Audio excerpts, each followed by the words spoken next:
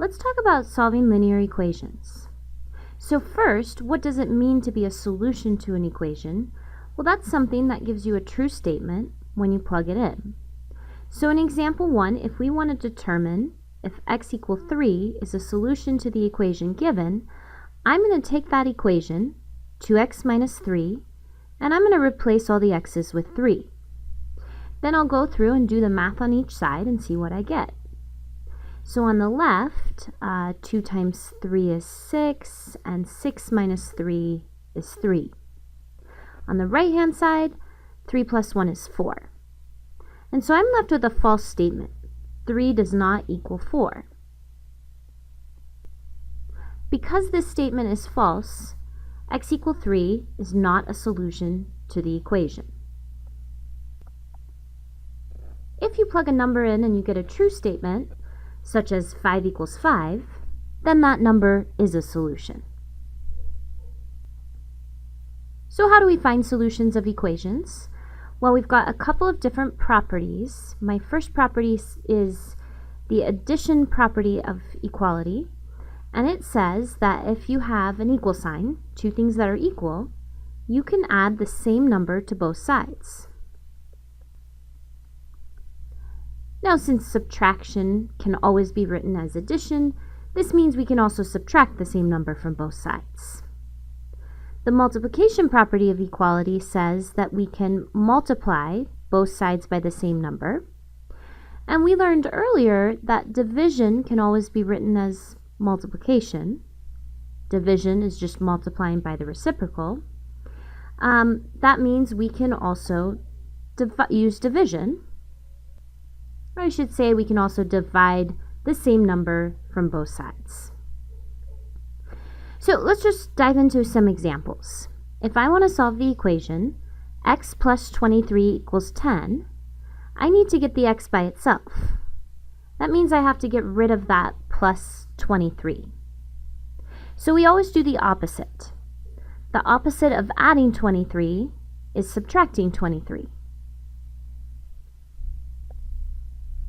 So to solve this equation, I'm going to subtract 23 from both sides. I always do the same thing to both sides of an equation. The plus 23 minus 23, that adds up to 0. That goes away. That means on the left-hand side, I'm just left with an x. And then on the right-hand side, I have to figure out what is 10 minus 23, and that is negative 13. And that's it. That's my answer. X is negative 13. Now the great thing about equations is you can always check your answers. You can take that negative 13, plug it into the original equation. Yep, negative 13 plus 23 equals 10. Okay, so if you have addition in the problem, the way to get rid of that is through subtraction. That means if your problem has subtraction, like in example B, we have y minus 14 equals negative 2. To get rid of that minus 14, I'm going to add 14 to both sides. Minus 14 plus 14 adds up to 0, and I'm just left with y on the left-hand side. Minus 2 plus 14 is 12, and that's it. My answer is y equals 12. So we can add or subtract the same number from both sides of an equation. Now in example C, we're not going to add 10 to both sides because this equation is actually negative 10 times z equals 54. We actually have multiplication in this problem. The opposite or the inverse of multiplication would be division. So I'm going to divide both sides by negative 10. That gives me z equals negative 54 divided by 10. Now, there's two different ways I can write my answer, and how I write the answer depends on both the context and what the directions say. So I could write my answer as a decimal. This is the same thing as negative 5.4. Or I could leave my answer as a fraction, but I would have to reduce it. 54 and 10 are both divisible by 2. 54 divided by 2 is 27. 10 divided by 2 is 5. And so I have two different ways I can write my answer, negative 5.4 or negative 27 fifths. Okay, so in example C, we had an equation with multiplication. To get rid of multiplication, we use division.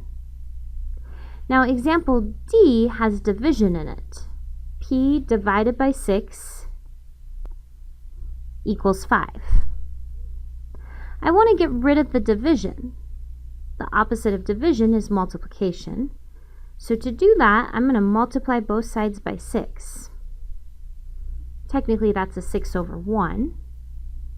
And so on the left-hand side, the 6's actually cancel out. We have a 6 divided by 6, which is 1. And so I'm just left with 1p. And then on the right-hand side, 5 times 6 is 30. So to summarize, we can always do the inverse operation to get rid of a number. So as the equations get more complicated, in general, we're going to try to simplify if we can. That means combine like terms, get rid of parentheses. There isn't always something to do in step 1.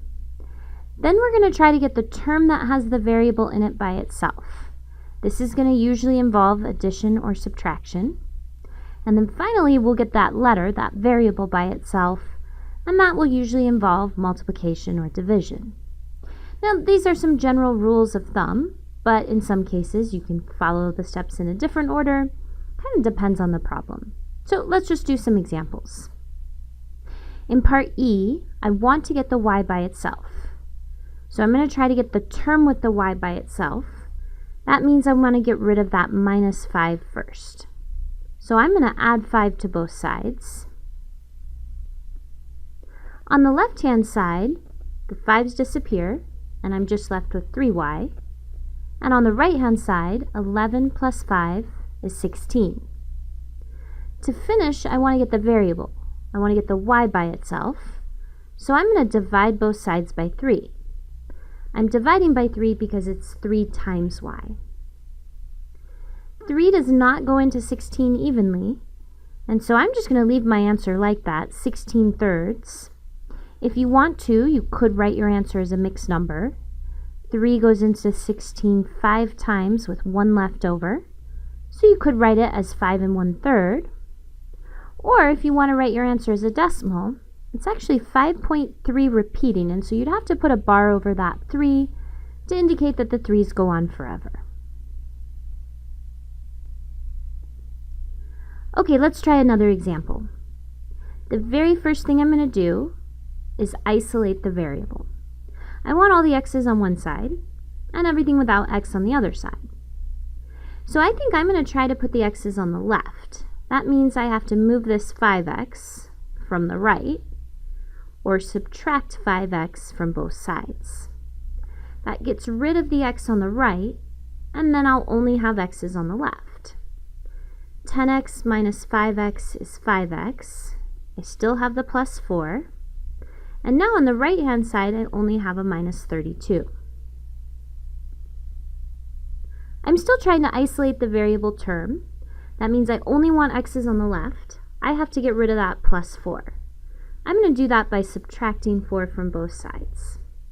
So now on the left, I only have 5x, and on the right, I have a minus 36.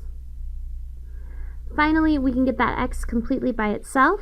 We're going to get rid of the 5 by dividing both sides by 5. 35 does not go into 36 evenly, so we could leave our answer as negative 36 fifths. If we wanted to, we could write this as a decimal. It's negative 7.2, or we could even write our answer as a mixed number. 5 goes into 36 7 times with 1 left over, so we could also write it as negative 7 1/5. Now earlier, that list of steps I gave you, I said works most of the time. It's kind of a general guideline. But sometimes you might have to do things in a slightly different order.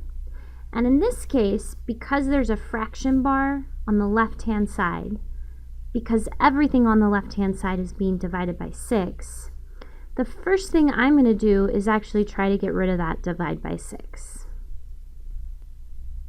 To get rid of a divide by 6, I have to multiply by 6. And again, I'm doing this first because that fraction bar extends all the way across on the left-hand side.